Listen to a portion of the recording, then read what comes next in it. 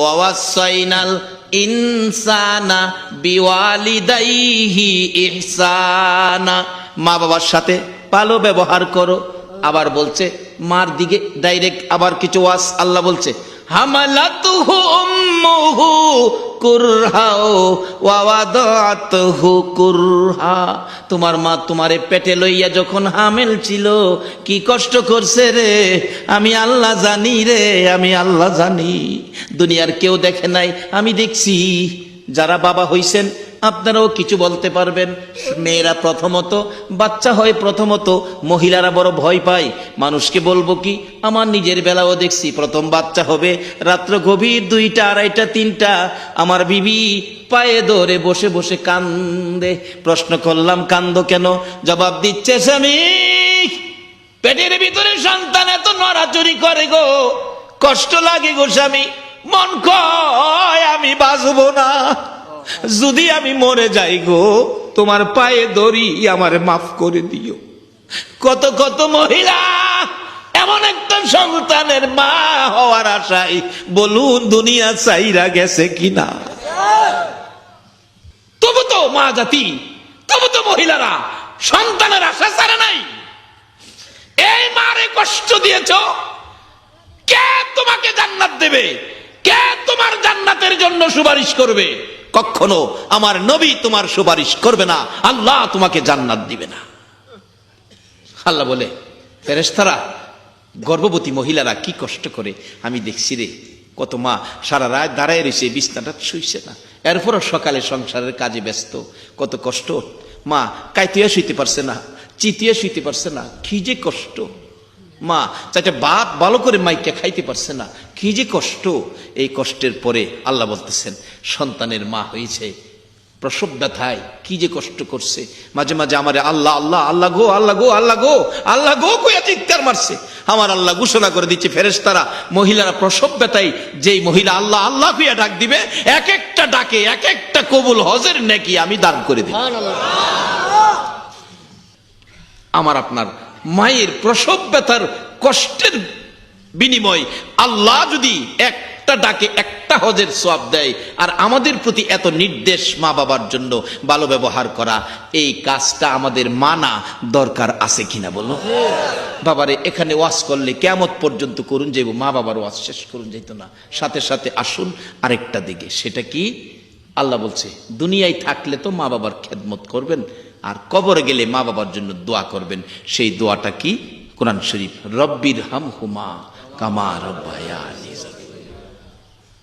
পৃথিবীর কারো জন্য কোরআন শরীফের দোয়া শিখাইছে না, আলেম ওলামারা বসা জিজ্ঞান, কেউ বলতে পারবে না। শুধু এক শ্রেণীর লোকের জন্য কোরআন শরীফের দোয়া শিখাইছে, সেই দোয়াটা হলো মা বাবা। মা বাবা, মা বাবা কবরে দোয়া করেন, মা কবরে অথবা বাবা কবরে। রাসূল বলছে যার বাবা জীবিত আছে তার বেহেশতের একটা দরজা খোলা আছে, যার মাও জীবিত আছে তার বেহেশতের 2টা দরজা খোলা আছে। নবীর কথা সত্য হবে না মিথ্যা হবে? বাবারা আসুন, মা বাবা কবরে থাকলে মা বাবার জন্য সেই দোয়ার মাহফিল করি। যদি চেয়ারম্যান সাহেবের মতো এই সমর্থ না থাকে এত বড় আয়োজন করে মা বাবার জন্য দোয়া করব, তাহলে নিজেরাই দোয়া করব। মসজিদে যায় নামাজ শেষে চোখের পানি ছেড়ে ছেড়ে কাঁদবো, সেই দোয়াটা করে রব্বির হামহুমা কামা রব্বায়ানি সগীরা। আল্লাহ পাক জিজ্ঞেস করবে, বান্দা মাল লেগে কান্দোস? ও বান্দা মাল লেগে কান্দোস? এই বাবার লেগে কান্দোস? যা, আমি তোর চোখের পানি দেখে আমার মায়া হইছে, তোর মা বাবার গুনাহ আমি মাফ করে দিলাম। কেউ কাম লাগতো না, নিজেরটা নিজে কান্দেন। যাই হোক, যদি তা না পারেন, অবস্থা ভালো থাকে, চেয়ারম্যান সাহেবের মতো একটা দোয়ার মাহফিল, 7ম বার্ষিকী মৃত্যুবার্ষিকী ওয়াজ, আজকে দোয়ার মাহফিল চলছে, এরকম মাহফিল করেন। এত মানুষ দোয়া করলে কার দোয়া কবুল হয়? এত মানুষের মধ্যে দোয়া বিফল যাওয়ার কথা না। কিতাবে আসছে 40 জন মানুষ একত্রিত হলে দোয়া কবুলের জন্য আল্লাহ একজনকে অলি বানায়, অলি না থাকলেও অলি বানায়া দেয়। এখানে কত 40 হবে, এখন নিশ্চয়ই আমাদের দোয়া কবুল হবে। তাহলে আমরা সর্বপ্রথম দোয়া করব মা বাবা যার কবরে, মা বাবার জন্য। তারপরে দাদা দাদির লাগেও কিন্তু দোয়া না কইরা পারতেন না, দাদা দাদির লেগে দোয়া করুন, দরকার আছে না?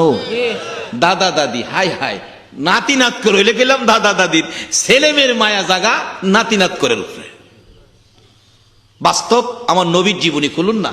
আমার নবী শিশু নবীরে কি আদর করতেন নবীজির দাদা আব্দুল মুত্তালিব। যেদিন আব্দুল মুত্তালিব অসুস্থ, মনটা দুর্বল, আমি বুঝি বাঁচবো না, তারপরও শিশু মোহাম্মদকে এই বুকের উপরে রাইখা রাত্রে ঘুম পাড়াইতেন দাদা আব্দুল মুত্তালিব। এই আদর এখনো আছে। মাঝে মাঝে আমার নবী দাদার গলায় ধরে গভীর রাত্রে ঘুমের মধ্যে মা মা কইয়া ঘুম থেকে উঠত।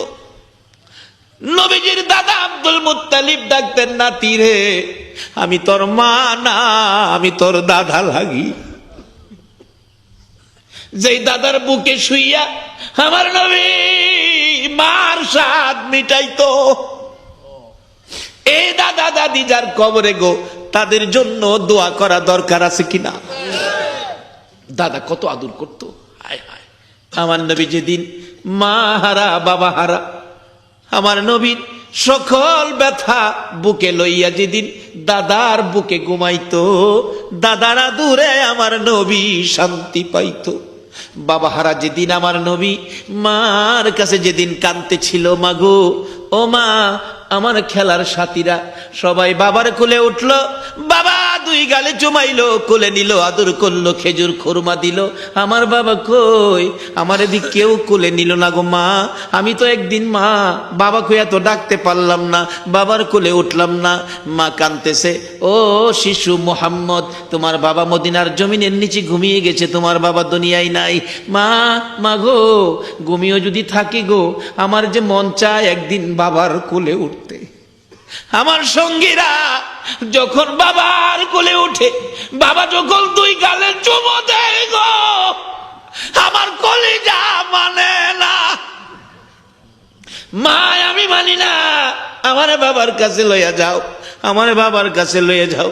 শিশু নবী পাগল পাগল হইয়া মার কাছ থেকে যাইয়া বাবা বাবা বলে কান্দে। মক্কা নগরীর উঁচু পাহাড়ের উপরে উঠে বাবা বাবা কইয়া ডাকলে নিচ দিয়া যাচ্ছিল আবু জাহেল। কোত্থেকে জানি আসছে, সকাল বিকাল হয়ে গেছে, সন্ধ্যার টাইম। একটা বাচ্চা দেখা যায় বাবা বাবা কইয়া কান্দে উপরে। কার বাচ্চাটা জানি খবর নাই। মা কেন নেয় না বাচ্চাটাকে? আবু জাহেল বলেন, আমি উপরে উইটা দেখি বাতিজা মোহাম্মদ, তাই না নিচে নামাইলাম। বাবা এত বড় সাহস তোমার, এখন তো ভাগ তোমাকে খাইব, একটু পরে ভাগ ভাল্লুক বেরিয়ে আইব, তোমারে পাইলে খাইব। আবু জাহেলের ধারণা আমরা নবীরে পাইলে বাঘ ভাল্লুকে খাইব। আপনাদের ধারণা কি আমরা নবীরে কি বাঘে খাইব? নবীরে খাইতো বাঘে, নবীর উম্মতরেই তো খাওয়ার ক্ষমতা নাই। বলে কেমনে? গাউসে পাক আব্দুল কাদের জিলানী রহমতুল্লাহ আলাইহির জীবনী। উনি একদিন আবু সালে জঙ্গি মুসা ব্যবসার উদ্দেশ্যে বাইতে বাইরিব, পিছে পিছে যায়। আব্বা আমি আপনার লগে যাবো। কিছু ভুলাভান আছে না এরকম, বাবার লগে যাইতো খালি। আব্বা আমি আপনার লগে যাবো। আব্দুল কাদের জিলানী খালি আব্বা আমি লগে যাবো। বয়স মাত্র 7 বছর।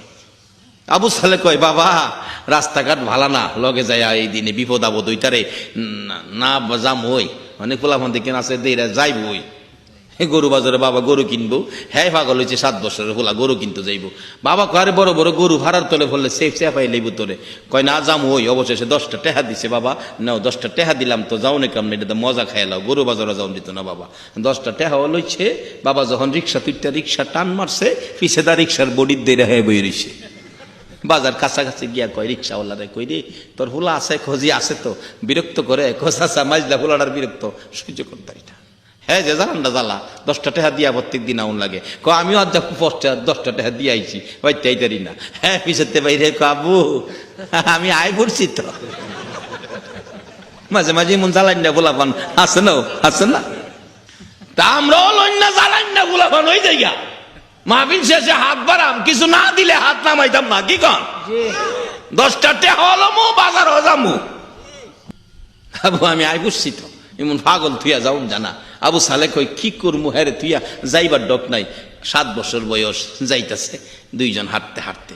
এই পাহাড়ের নিচে দা রাস্তা, দেখে উপর থেকে 2টা বাঘ বা ওই চেহারা দুইজনকে দৌড়বো। আবু সালে চোখে পড়ছে বাঘ। বাবা আব্দুল কাদের সর্বনাশ হয়েছে। কে লেগে আইছো বাবা? আমারে খাইছিন, খাইতো আমার সন্তানেরে খাইবো, আমি বাপ হইয়া কেমনে সহ্য করব? বাবার চোখের পানিই পড়ছে। বাঘ দেখছে, কি করবো, খাইবই তো। আবু সালে কান্দে, আর আব্দুল কাদের 7 বছর হাসে। বাবা কান্দেন কি লেগে? ভাগ খাইব। ও এর লেগে কান্দেন? বাবা আমি কান্দি আর তুমি হাসো। বাবা আমি যে হাসি কি লেগে জানেন? বাঘে খাইতো না। ফুলাফান মানুষ কত কথাই কয়, ফুলাফানের কথাই কি বাবা ভাড়া এটার বিশ্বাস করতো। এটা কথা কইলা, বাঘে খাইতো না, বাঘে আবার মানুষ পেলে খায় না। বাবা অন্য মানুষ আর আমরা মানুষ বেশ কম আছি, খাইতো না। যদি আপনি বই ফান আমার আগে দেন। চিন্তা করেন 7 বছরের বলা কয় আমার আগে দেন, আপনি বই পাইেন না। কতে তোমার আগে দিতাম, আব্বা বই পাইেন না। আচ্ছা যাও, তো আগে যাও। আগে যাইতেছে, বাঘ দূর থেকে হাত বাড়ে, ভাগ। আমরা দুইজন খাইবার চিন্তা করতেছ, আমরা দুইজনের পরিচয় জানো? আমরা কিন্তু আখিরি নবীর উম্মত। কোন নবীর উম্মত? কোন নবীর উম্মত? আহা, যেই নবীরে আল্লাহ সকল সৃষ্টির সামনে চ্যালেঞ্জ করে ছাড়ছে, ওমা আরসালনাকা ইল্লা রাহমাতাল লিল আলামিন। সকল সৃষ্টির জন্য যিনি রহমত, আমরা সে নবীর উম্মত। বাঘ তো লেজ লারানি বন্ধ, যেই খাপ খোপ আসিন এটা নরম হয়েছে না, এরপরও দেখেন নাইমে আইতাছে। আবু সালে কয় বাবা সুবিধা দেখা জানা। গাউসে পাক আব্দুল কাদের জিলানী 7 বছর বয়স, বলতেছে বাবা ভয় ভয়েন না, আমরা খারান দুজনে খারাইছে। দেখেন ভাগাইয়া আমরা খাইব দূরের কথা, সালাম করি তুকুল হইতো না। যার পরিচয় দিছি খাইতো কি, ঠিকই বাঘ হাইয়া দুইজনের ভাবে সালাম কেরা বিদায় হয়ে গেছে। সকল মাখলুক আমরা নবীরে চিনে কিনা কোন লোন আমরা এই নবীর উম্মত হইতে গেলে আল্লাহ আমাদেরকে একটা রাস্তা দেখাইছে, আমানুদ খুলু ফিসসিলমি কাফা।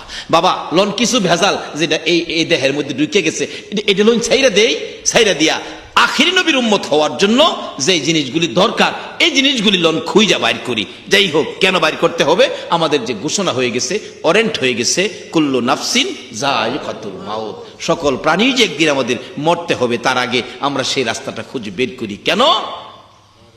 রাসূল আরেকটা ফয়সালা দিয়ে গেছেন, কাফা বিল মাউতি ওয়াইজান, একটা যথেষ্ট মনে করো যে তুমি একদিন মইরা যাবে গা, এদেশে তুমি থাকতা না। যাই হোক, সেই রাসূল নিজেও কাঁদতেন বাবার ব্যথায়। তার বাস্তব আবু জাহেল নিজে তার জীবনীতে লেখে, আমি নিচে নামাইছি বাবা, বাগে তো খাই লইলে তোমারে, তাহলে চলো তাড়াতাড়ি বাড়ি যাই। আবু জাহেলের গোড়ার ভিড়ে পিছনে বসাইয়া গোড়ারে চাবুক মারতেছে, তাড়াতাড়ি চল, সন্ধ্যা হয়ে গেছে, ভাগ আই করবো। এই যে চাবুক মারে, গোড়া যে বইছে হেরারে ফিডে উড়াইতো, এ বোয়াতই কোন চাবুকের আঘাতে চামড়াটা ফাইটা ফোটা ফোটা রক্ত পড়তেছে। আবু জাহেল ডাকে, এরে গোড়া, এত আঘাত জীবনে কোনোদিন করি নাই, এত আদর করে লালন পালন করি, আমারে লইয়া জাগায় জাগায় চলস রে, আজকে এত মারি কেন তুমি উঠতেছ না? কিতাব লেখে, গোড়াটা সামনের 2টা পাও মাঝে মাঝে আকাশের দিকে বাড়ায় দেয়, চোখের পানিগুলো জর্জর করে পড়তে থাকে। আবু জাহেল গোড়ারে আঘাত করে, গোড়ার সামনের 2টা পাও উপরে বাড়ায় আবুজি ডাকতে থাকে, মাবুদ আর কত মার খাবো গো, দাও না আমার জবানটুকু খুলে, কোন দুঃখে মার খাইতেছি, দাও না জবান খুলে মনের দুঃখ বলে দেওয়ার জন্য। আমার আল্লাহ কই, এরে ঘোরারে, আমার বন্ধুর কথাই বুঝি বলবি, যা যা তোর জবান খুলে দিলাম। বলতেছিলাম বারবার এইভাবে পাও 2টা সামনের উপরে বাড়াইয়া দিলে আমার আল্লাহ কবুল করলেন ঘোড়ার আরজি, যা তোর জবান খুলে দিলাম। ঘোড়া ডাকতেছে, এরে আবু জাহেল মারে, আর কত মারবি, মারতে মারতে জীবন বাহির করে দিতে পারবি রে, রে আবু জাহেল মার, কত মারবি? আবু জাহেল বলেন, কেন মারবো? তুমি তো কথা বললেই সামনের দিকে চলতা, আজকে মারার পরেও সামনে যাইতে চাও না, আরো মারবো কেন? মারার তো দরকার ছিল না, উঠো ওইটা তুমি তাড়াতাড়ি বাড়িতে চলো। গোড়া ডাকতেছে, এরে আবু জাহেল, আজকে অন্যদিন কথা বললেই চলতে থাকি, আজকে মার খাইয়াও চলতেছি না কেন? তুমি কি বুঝতে পারো না? তুমি পিছনে কারে বসাইছো খবর জানো নি রে আবু জাহেল? ইনি হলেন রাহমাতাল লিল আলামিন। যে নবীর সৃষ্টি না হইলে রে সৃষ্টি কুলের সৃষ্টি হতো না, ওই শিশু নবীর পিছে বসাইয়া সামনে বসে মাতবুরি করো, তোমার মাতবুরি আমি মাইনা নিতে পারি না। এরে আবু জাহেল, যতক্ষণ পর্যন্ত শিশু নবীর সামনে না নিবা ততক্ষণ পর্যন্ত আমি গুড়া মার খাইতে খাইতে জীবন দিতে পারি, একটা কদম সামনে যাইতে পারি না। আবু জাহেল ডাকতেছে, বাবা গো সামনে আসো গো বাবা, বাঘ ভাল্লুক বেরিয়ে আসবে।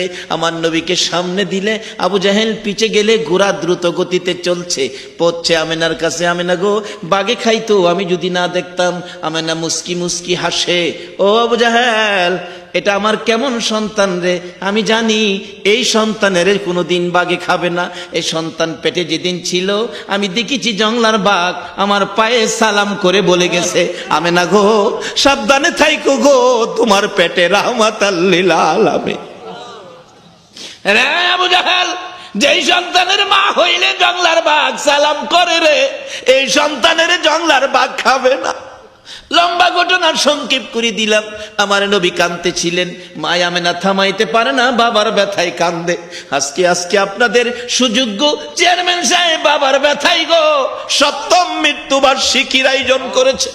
আমার নবী তো বাবার ব্যথায় এইভাবে কাঁদছিল, ডাকতেছেন, মা মা গো, আমি কান্না থামাইতে পারি না গো, আমি বাবার কোলে উঠবো। নিয়ে গেলেন নবীজির দাদা আব্দুল মুত্তালিবের কাছে, টান্দা কোলে নিচে দাদা আব্দুল মুত্তালিব। নবীজি দাদার কাঁধের উপর মাথাটা ছেড়ে দিয়ে কানতে কানতে দাদার পিছনের জামা কাপড় ভিজতেছে।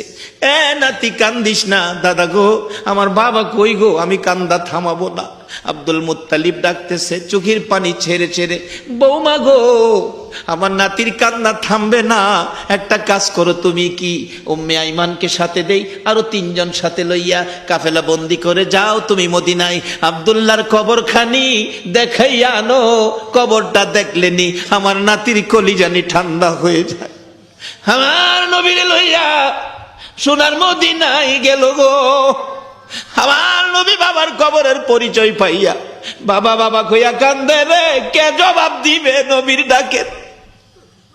আব্দুল্লাহ মুজিব কবরের ভিতর থেকে ডাকতেছে, মাবুদ গো একটু সুযোগ দাও না গো, আমার কবরের মাটি সরাইয়া দাও না গো, আমি আমার মুহাম্মদ রে একটু খুলে লইয়া দূর করে দে। আমার আল্লাহ বলেন, আব্দুল্লাহ রে না না না, তোমার উঠতে হবে না, আমি সারা মাখলুকাতের উদ্দেশ্যে ঘোষণা করে দিয়েছি আমার এতিম নবীরে যেন ভালো